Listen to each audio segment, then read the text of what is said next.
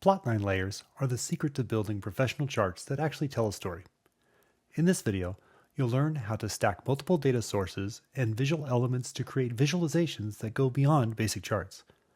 By the end, you'll know exactly how to build this chart from scratch, layer by layer.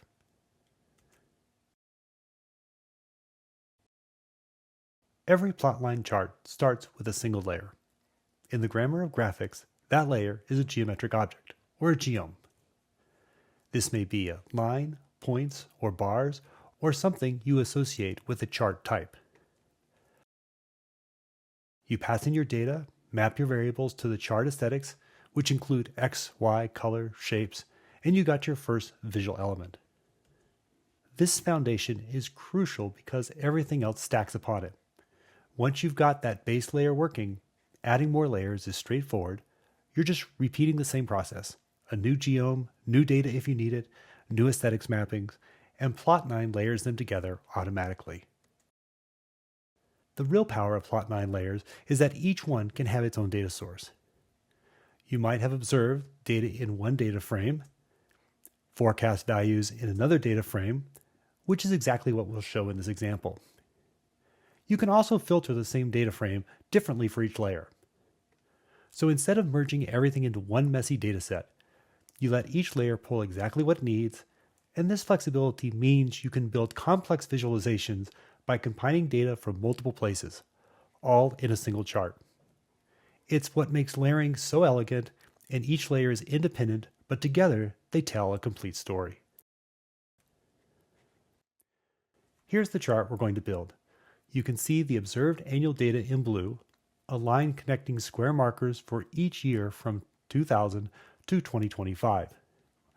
Then in orange, a forecast line projecting growth through 2030, with a shaded confidence interval around it. This chart is made using 4 distinct layers and 2 separate data sources to form one cohesive visualization. Let's walk through how to build it. We start by loading our observed data. This is annual shipment data, 26 rows, 2 columns, year as a date type, and units as an integer. Notice we're using polars here and telling it to parse the year column as a date. And that's important for the x-axis scaling later. This is our first data source, and it will feed our first 2 layers. Our second data source is the forecast data frame. 5 rows, 1 for each projected year from 2026 through 2030. It has the mean forecast value, standard error, and upper and lower confidence interval bounds.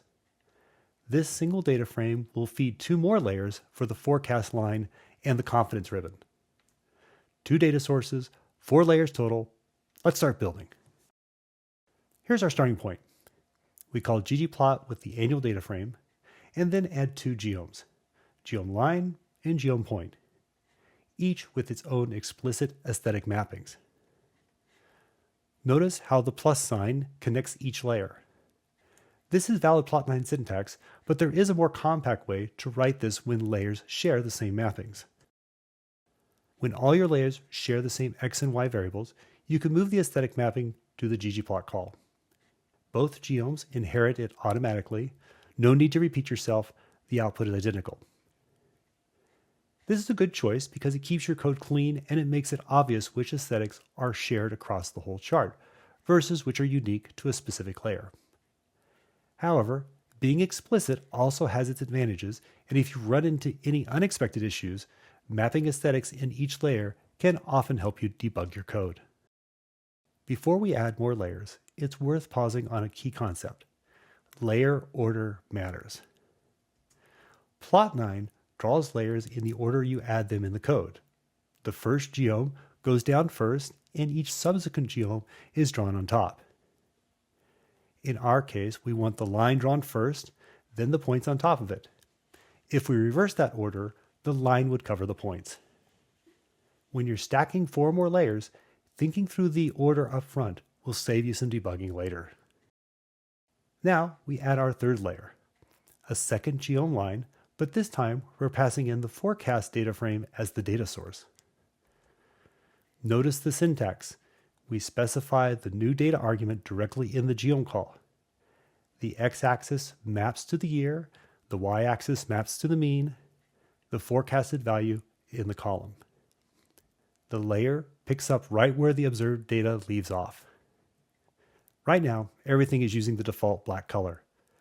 I'll add color in a moment, but you can already see how a single new line of code pulls from an entirely different data set and integrates it seamlessly.